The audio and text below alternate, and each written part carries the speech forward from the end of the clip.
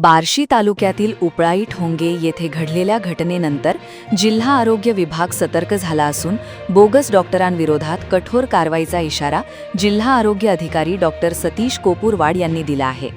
उपळाई ठोंगे गावातील तानाजी नरहरी सुतार वय 58 यांचा बोगस डॉक्टरांकडून झालेल्या चुकीच्या उपचारांमुळे मृत्यू झाल्याचा आरोप नातेवाईकांनी केला आहे। संबंधित बोगस डॉक्टराने अयोग्य आणि चुकीच्या पद्धतीने उपचार केल्यामुळे सुतार यांची प्रकृती अधिक खालावली। योग्य वैद्यकीय उपचार वेळेत न मिळाल्याने अखेर त्यांचा मृत्यू झाल्याचे नातेवाईकांचे म्हणणे आहे। या घटनेनंतर ग्रामस्थांमध्ये संतापाचे वातावरण निर्माण झाले असून संबंधितांवर तातडीने आणि कठोर कारवाई करण्याची मागणी होत आहे।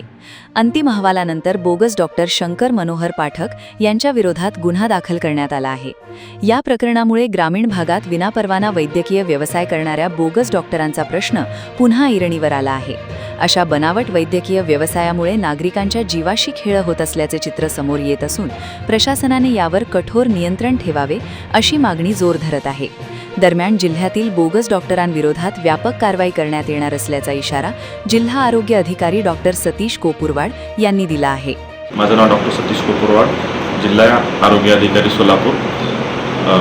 बोगस डॉक्टरांविरोधात आम्ही मोहीम हाती घेतलेली आहे। कालच्या प्रकारानंतर जे बार्शी तालुक्यात झालेले प्रकरण आहे त्याच्यामुळे एक रुग्ण दगावला आहे। त्याच्या कारणाने आता आम्ही पूर्ण जिल्हाभर बोगस डॉक्टर विरोधात मोहीम अति तीव्र करणारे माननीय जिल्हा मुख्य कार्यकारी अधिकारी यांच्या आदेशानुसार त्याच्यावरती गुन्हा दाखल रात्री झालेला आहे।